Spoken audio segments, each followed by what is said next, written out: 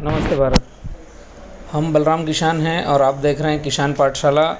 विनोद जी ने एक वीडियो भेजा है चोपड़ा तालुका जलगांव ज़िले महाराष्ट्र से केले के टॉपिक पर, केले के विषय में 70-30 खेती कैसा काम करता है। आइए देखते हैं। आप हैं विनोद जी। मैं प्यार से इनको जादूगर कहता हूँ। अच्छे व्यक्ति हैं और फार्मिंग काफ़ी अच्छी करते हैं। इनका पूरा डिटेल समझते हैं, सुनते हैं, फिर चर्चा करते हैं। नमस्कार बलराम जी।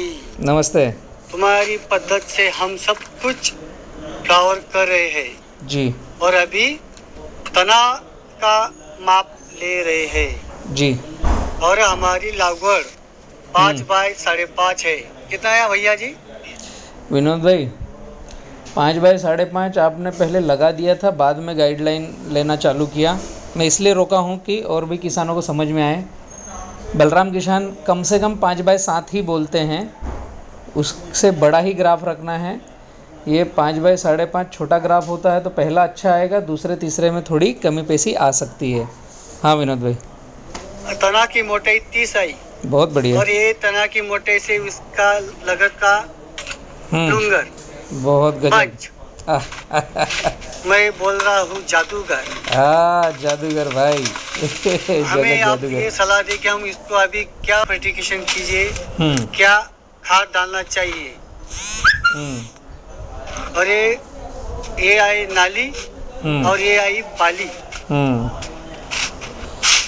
ये ऐसा बाग है हमारा। इसकी तारीख है 28 अक्टूबर 2020। तालुका में कांदिया बाग ही ज़्यादा लगता है।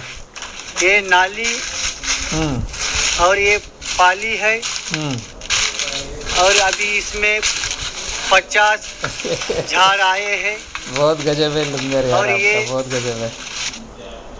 कांदिया बाग लागवड़ है। कांदिया बाग हमारी भाषा में इसको कांदिया बाग बोलते हैं जी। और तुमने हमको कांदिया बाग दिखाया नहीं है मोबाइल में, वीडियो में। सब तुम दिखाते फरवरी, मार्च, अप्रैल, जून, जुलाई की लागवड़ी दिखाते। सही और है। इसका हमको पिलबाग रखना है, रटून रखना है। रटून कब रखना चाहिए, कौन सी तारीख को रखना चाहिए, बाग कटाने बाग रखना चाहिए या 6 महीने का बाग होया तब रखना चाहिए या लुंगर आने से पहले रखना चाहिए जी। तुमने हमको कांदिया बाग दिखाया नहीं। अभी तुम कौन सा गाय हो जी? जलगांव का करंज में आए थे। करंज में तुमने हमको वो मिरिक बाग दिखाया। बराबर। वो मुरुक बाग हमको समझ में नहीं आता ज्यादा। अरे क्या गजब बंच है विनोद भाई। समझ में आता है कांदिया बाग आपका खुद का ही प्लॉट देख रहे हैं ना हम। कांदिया बाग कब फिल बाग रखना चाहिए। अभी देखो संतोष भाई, इसका फनिया मचो एकदम गजब बंच है। अभी पूरा भारत आपका कांदिया बाग देखेगा। इसको 12 फनी है। बहुत अच्छा फना रखना चाहिए। तने की मोटी हमने सब जगह है। तने के मोटो संतोष जी।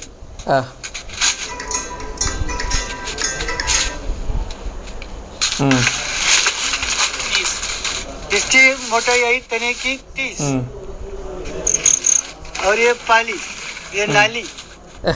नाली और पाली। नमस्कार जी। सीख गए हो विनोद भाई आप, चिंता जरा भी मत करो। आपने एकदम प्रीमियम प्लॉट तैयार किया है।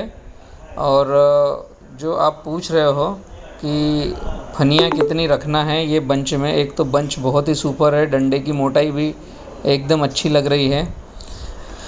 पंजे कितने रखना, मतलब ये हैंड कितने रखना है आपको इस बंच में, एक ही सूत्र है पूरे भारत के लिए। ये जो केले का थड़ है इसमें यहाँ पर छोटा सा टखना आता है, यहाँ पर तने की मोटाई नापो, उसमें 4 का भाग दो, जो आता हो उतने पंजे रखना है। उदाहरण के लिए 32 इंच तने की मोटाई है तो 4 का भाग देंगे तो 8 आएगा। मैं उदाहरण बतला रहा हूँ। तो 1 2 3 4 5 6 7 8 बाकी के एक केले छोड़ना है और नीचे 9 इंच लंबा डंडा रखना है और ये कमल को निकाल देना है। इस कमल का एक काम करना और चालू करो। आप जो भी 70-30 खेती फॉलो कर रहे हैं उनके कमल का हमने हमारा रेंडमली लैब टेस्ट किया था। बहुत ही प्रीमियम उसमें न्यूट्रिशन वैल्यू है और बड़ी बड़ी 5 स्टार होटल्स में और विदेशों में इसकी सब्जी बनाकर खाते हैं जो अनेक बीमारियों से लड़ने में कारगर होता है। पोटेशियम बहुत ज़्यादा इसमें अच्छा आता है, न्यूट्रिशन वैल्यू बहुत आती है। और जो किसान आपके जैसे 70-30 फार्मिंग फॉलो कर रहे हैं, एक आच्छादन और एक नाली वाला कॉन्सेप्ट जो फॉलो कर रहे हैं, उन किसानों के यहाँ पर न्यूट्रिशन वैल्यू और भी ज़्यादा अच्छी आती है। ये जो बायोमास आच्छादन कर रखा है आपने, एक नाली और एक आच्छादन, इस आच्छादन के ऊपर ड्रिप डाल रखा है, तो यहाँ पर कीट पतंग जीव जीवात सभी रहते हैं। तो मैं ये कहना चाह रहा था आपको कि ये जो आपका कमल है, ये जो कमल आप निकालेंगे, ये रेसिड्यू फ्री में मार्केट में सब्जी के रेट में जाता है और ये कम से कम 100 रुपये केजी रहता है। तो आपके चोपड़ा मार्केट के आसपास जो भी आपके यहाँ शहर है, वहाँ सब्जी के रूप में इसे बेचिए और पहले खुद भी खाना चालू कीजिए। सबसे अच्छी चीज़ है, 100 रुपये केजी ये बिकता है। हम बेच रहे हैं और हम खाना चालू कर चुके हैं। एक चीज़ आपने और पूछी थी कि इसको इस अवस्था में फर्टिगेशन क्या करना चाहिए।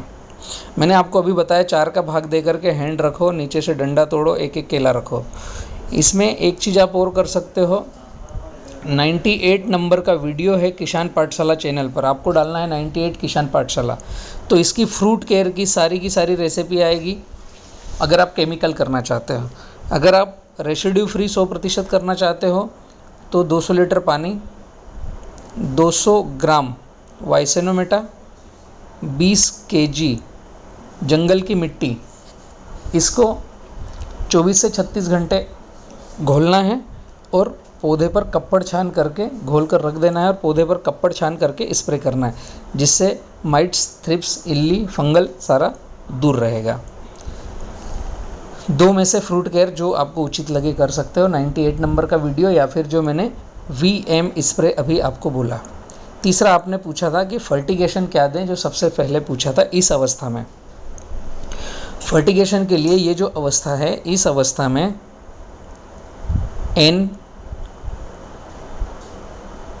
20%, P 40% और K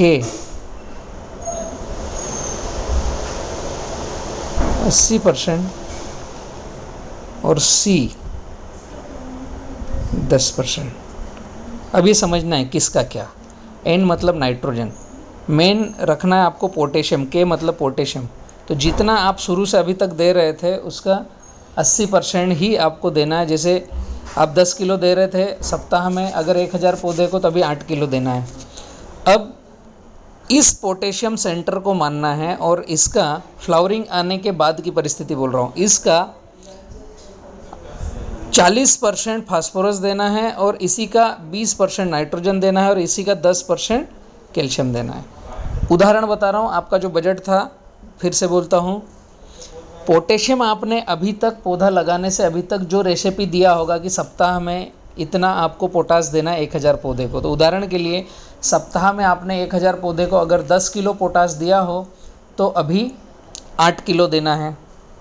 अब 8 किलो पोटास देना है तो उसका फास्फोरस 40% क्या होता है, 8 चौक 32। सप्ताह में एक बार 3 किलो के ऊपर नीचे DAP सल्फ्यूरिक एसिड के साथ घोल करके दें, या फास्फोरस दूसरी व्यवस्था करके दें ऑर्गेनिक रेसिपी बना करके, या आपने फास्फोरस का जो भी जैसे फास्फोरिक एसिड में आता है वो दें। इसका 20% नाइट्रोजन देना है तो 8 दूनी 16, 1 किलो 600 ग्राम 1000 पौधे पे सप्ताह में एक बार नाइट्रोजन देना है। और इसका 10% कैल्शियम नाइट्रेट देना है, मतलब 800 ग्राम कैल्शियम नाइट्रेट देना है सप्ताह में एक बार। ये हुआ रेसिपी। ये अभी आप चला सकते हैं अगले 30 दिन तक, फ्लावरिंग आने की शुरुआत से लेकर के अगले 30 दिन तक। तीसरा आपने पूछा था कि आपका नया पिल कब रखें, तो 5x5 में, 5x5.5 में अभी पिल नहीं रखना है। ये सारे पिल को काट करके यहाँ पर टाई बांध दो और उसके ऊपर यूरिया के दाने डाल दो या फिर छोड़ दो इसी अवस्था में। जब आपके खेत में 50% माल कट जाए, हार्वेस्टिंग हो जाए, उसके बाद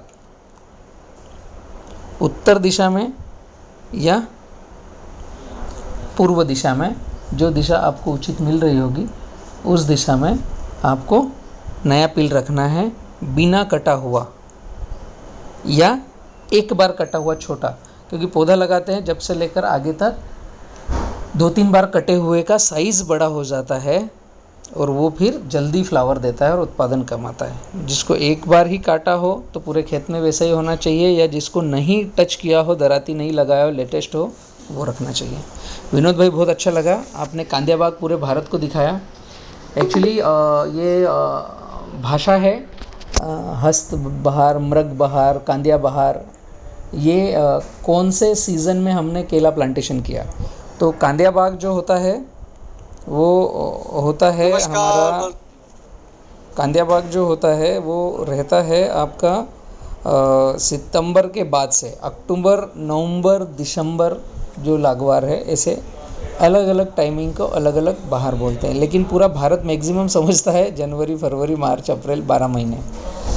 अच्छा लगा विनोद भाई, आप जो किसान पाठशाला को फॉलो कर रहे हो और जिन किसानों तक अभी किसान पाठशाला नहीं पहुंचा है, जो मेरा वीडियो देख रहे हैं, ज़्यादा से ज़्यादा किसानों को, केला किसानों को शेयर करो ताकि वह फार्मर भी सीखने सिखाने की मुहिम में आगे बढ़े। जिन्होंने अभी तक किसान पाठशाला का यूट्यूब चैनल सब्सक्राइब नहीं किया है, नीचे लाल कलर का बटन है, उसे टच करो ताकि जो भी वीडियो आ रहे हैं आप तक तुरंत पहुँचे। Thank you.